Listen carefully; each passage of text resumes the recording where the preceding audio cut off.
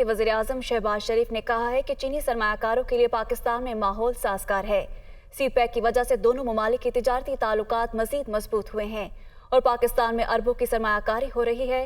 وہ اسلام آباد میں چائنا بزنس انویسٹمنٹ فورم کی تقریب سے خطاب کر رہے تھے۔ I feel and strongly believe that CPEC has been a game changer in building our business relation between the two countries. And as a result of that, Pakistan was able to escape massive load shedding during those years, and our industry and agriculture was able to come back into life. Imran Khan نے chief election commissioner پر 10 ارب روپے ہرجانے کا اعلان کر دیا ہے۔ عمران خان نے کہا کہ سکندر سلطان نے ان کی دیانتداری پر انگلیاں اٹھائی۔ ہرجانے کی رقم ہاسپٹل میں جمع کرائیں گے۔ شہباز شریف طاقتور کے جوتے پالش اور کمزور پر ظلم کرتا ہے۔ چیئرمین پی ٹی آئی کا کاموکی میں لانگ مارچ کے شرکاء سے خطاب کر رہے تھے۔ اناؤنس کر رہا ہوں کہ میں اس کے اوپر 10 ارب روپے کا ہرجانہ کرنے لگا ہوں کہ اس نے میرے اوپر جو اس نے خوش کرنے کے لیے یہ امپورٹڈ ہوکر چوروں کی ان کو خوش کرنے کے لیے جو اس نے فورن فنڈنگ کیس میں میرا نام لیا اور توشہ خانہ میں اس کے اوپر 10 ارب کا ہرجانہ بھی کر رہا ہوں اور اس لیے کر رہا ہوں کہ اس نے سوال اٹھایا میری دیانتداری پہ۔ سکندر سلطان، یہ جب تک میں تمہیں عدالت میں نہیں کھڑا کر کے تمہارے سے پیسے نہیں نکالتا اور وہ پھر شوکت خانم کو دوں گا جو تمہارے سے ہرجانہ نکالوں گا، کہ آگے تم کسی کے کہنے پہ لوگوں کے اوپر ان کی ریپوٹیشن اس طرح نہ برباد کرو۔ شہباز شریف، ساری زندگی تم نے کیا کیا؟ جو طاقتور ہوتا ہے اس کے جوتے پالش کرتے ہو اور جو کمزور ہوتا ہے اس کے اوپر ظلم کرتے ہو۔ پاکستان تحریک انصاف کا حقیقی آزادی مارچ چوتھے روز بھی اپنے راستوں پر گامزن ہے۔ ایمن آباد موڑ پر لگائے گئے استقبالی کیمپ پر بڑی تعداد میں کارکنان موجود ہے، جبکہ پارٹی ترانے بجاتے ہوئے کارکنان کا خون بھی گرمایا جا رہا ہے۔ اس حوالے سے مزید معلومات حاصل کرتے ہیں۔ ایمن آباد موڑ پر استقبالی کیمپ میں عبدالباسط ہمارے ساتھ موجود ہیں۔ عبدالباسط، آپ ایمن آباد موڑ میں جو استقبالی کیمپ ہے وہاں پر موجود ہیں، یہاں پر کیا مناظر آپ دیکھ رہے ہیں؟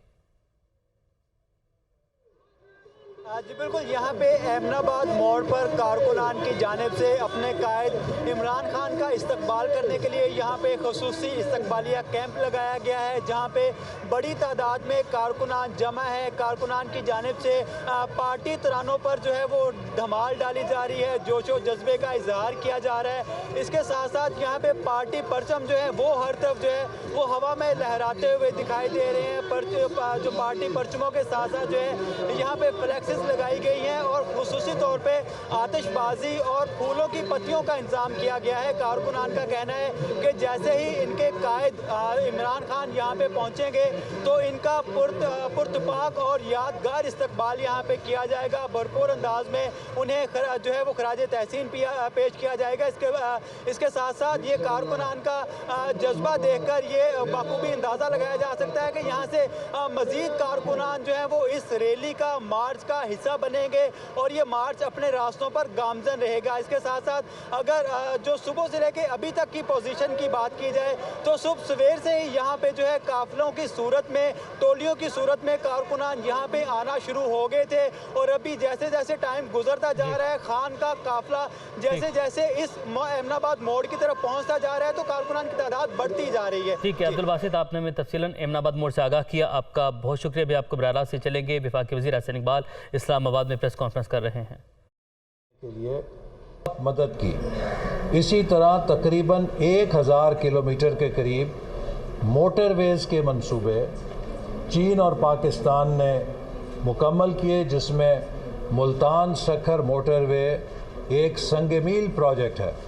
اسی طرح حویلیاں تھا کوٹ کا منصوبہ بھی ایک سنگ میل ہے، جس نے کہ دنیا کے اندر بہت سے انعامات حاصل کیے کوالٹی کے حوالے سے، اور یہ جو ہمارا تعاون ہے اس نے انفراسٹرکچر کے شعبے میں پاکستان کے اندر جدید ماڈرن انفراسٹرکچر میں بلینز آف ڈالرز کی انویسٹمنٹ کو ممکن بنایا۔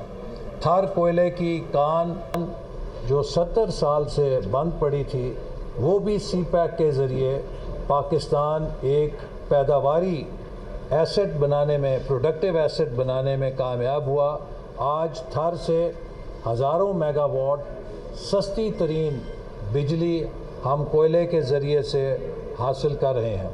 اسی طرح رینیوبل انرجی کے شعبے میں، ہائیڈل انرجی کے شعبے میں سولر، ونڈ منصوبے شروع کیے گئے اور گوادر پورٹ کے اندر منصوبے شروع کیے گئے۔ لیکن مجھے افسوس سے کہنا پڑتا ہے کہ 2018 میں جب تبدیلی آئی تو سی پیک کو سکینڈلائز کیا گیا۔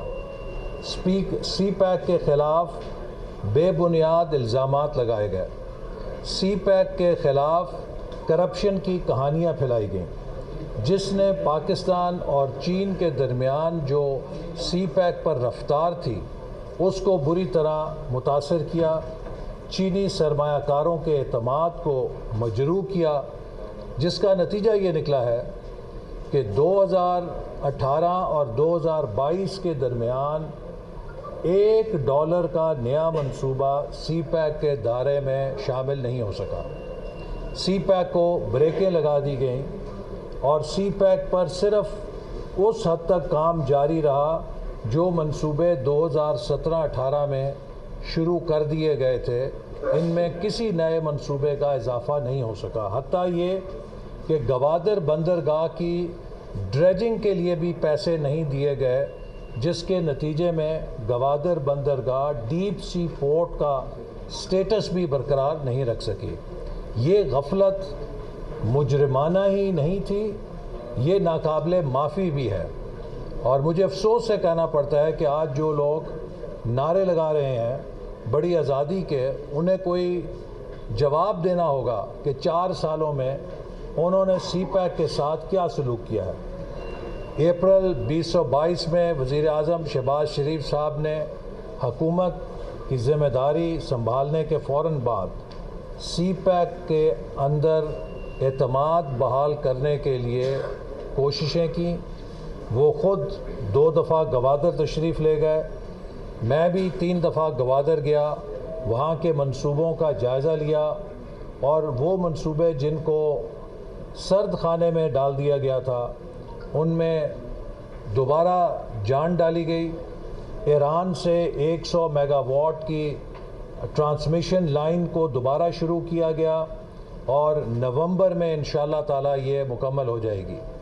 اسی طرح پنجگور اور تربت کے درمیان جو ٹرانسمیشن لائن تھی جس نے ہمارے ساحلی علاقوں کو نیشنل گرڈ سے جوڑنا تھا، یہ منصوبہ بھی کھٹائی میں پڑا ہوا تھا۔ اس منصوبے کو بھی وزیر اعظم نے خصوصی نگرانی کے ذریعے تیز کیا۔ FWO اس پر عمل درآمد کر رہی ہے اور اگلے سال انشاءاللہ تعالی مارچ تک یہ ٹرانسمیشن لائن بھی مکمل ہو جائے گی، اور اس جو ہے اس ماڈل کے حساب سے کرے۔ اور یہ جو باقی میں نے آپ کو 3 لاکھ میں سے 2.5 لاکھ کا اماؤنٹ بتایا، وہ 2.5 لاکھ کو سٹیگر کیا جائے گا۔ وہ NGO ویریفائی کرے گی کہ ہاں اس نے پیسے لینے کے بعد یہ جو 50,000 روپے ہیں اس کو خرچ کیا، اس کو ویریفائی کرے گی کہ ہاں یہ جینونلی چیز کی گئی۔ اس کے بعد مزید اس کو 50,000 روپے کی دی جائے گی، مزید اس کو پیسے دیے جائیں گے تاکہ وہ اپنا کام پورا کمپلیٹ کر سکے۔ تمام چیکس اینڈ بیلنسز اس نظام کے اندر ہم نے کابینہ نے منظوری دی ہے تاکہ جو جائز لوگوں کی جائز ریکوائرمنٹ ہے وہ ان کو ملے اور اس کے اندر کوئی خرد برد نہ ہو، کوئی ہیر پھیر نہ ہو، اور جتنا ٹرانسپیرنٹ طریقے سے یہ پیسے دیے جا سکیں یہ دیے جائیں۔ ایک اور چیز میں ایڈ کرنا چاہوں گا کہ جو 50,000 روپے پہلی ٹرانچ دی جائے گی یہ اگین بینک ٹو بینک ہوگی۔ یہ نہیں ہے کہ اس کو دفتر کا چکر کاٹنا ہوگا، مجھ سے ملاقات کرنی ہوگی، مکیش صاحب سے ملاقات کرنی ہوگی۔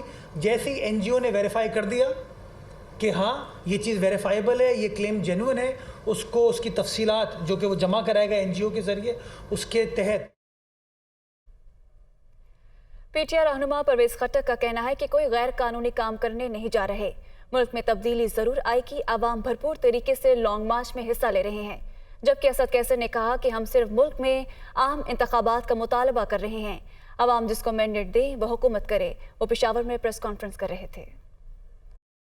इस मुल्क की ज़रूरत के मुताबिक लोग समझदार हैं, इंशाअल्लाह फैसला करेंगे और इस मुल्क में तब्दीली ज़रूर आएगी। इस मुल्क की बदकिस्मती होगी कि ये मुल्क अगर इस तरह चलता रहा, लुटता रहा, तो 100 साल में भी हम आगे नहीं जा सकते, ये मैं गारंटी से कह सकता हूँ। तो दिन हम ऑलरेडी कोई महीने से ज़्यादा से हम पूरे इसके लिए मेहनत भी कर रहे हैं, मीटिंग्स भी हो रही हैं, रैलीज़ भी हो रही है, तैयारी भी हो रही है। हमारा मुल्क है यार, हमें कैसे रोकते हैं? मुझे तो ये समझ नहीं आ रही। अगर हमने कोई वहाँ पर गैर कानूनी काम करने आ रहे हम हमें साबित करें। सिंपल बात कर रहे हैं कि आए इलेक्शन करें, आप सारे पीटीएम के प्लेटफार्म से लड़े और हम जो है ना, अगर आपको मैंडेट मिलता है तो आप हुकूमत करें, अगर हमें मैंडेट मिलता है तो हम तो ये नहीं कहते कि आप हमें हुकूमत दें, हम तो कहते हैं इलेक्शन हो, free and fair election. PTI रहनुमा अली ज़ैदी ने कहा है कि एहतजाज हमारा जमहूरी हक है, हमारा मुतालबा शफाफ इलेक्शन है, अब इस हुकूमत को जाना होगा। वो कराची में मीडिया से गुफ्तगू कर रहे थे। ये कोई इख्तिदार की जंग नहीं है, ये एक पॉइंट एजेंडा है, एक पॉइंट एजेंडा है। इलेक्शन की date, Azad मुनसिफाना elections, transparent, credible, free and fair elections. क्योंकि जो हमारा मौक़िफ़ है वो क्या है कि ये चोर दरवाजे से आई हुई हुकूमत इल्लीगल है, इलेजिटिमेट है, जाली है, फॉरेन फंडेड है और 6 महीने में इन्होंने पाकिस्तान का बेड़ा गर्क करके रख दिया और इस हुकूमत को अब जाना होगा। वफाकी वज़ीर इत्तलात मीर औरंगज़ेब का कहना है कि कंटेनर खान को अब इलेक्शन और इक़्तिदार गाली और बंदूक से नहीं मिलेगा। मरीम औरंगज़ेब ने मजीद कहा कि इमरान खान अगर अपनी कुर्सी के लिए मुद्दत मुलाज़मत में तोसी की ऑफ़र कर सकते थे तो इलेक्शन का ऐलान क्यों नहीं किया। बैलेट पर ब्लड शेड बंदूकों से इनकलाब लाने का सबूत है। 6 माह से इनकलाब नहीं, अवाम ने फ़ौरन फंडिड फितना, तोशाखाना, डकैतियाँ, ज़मीन के टुकड़ों पर मुल्की मफाद के सौदे, शोहदा के खिलाफ मुहिम ज़रूर देखी।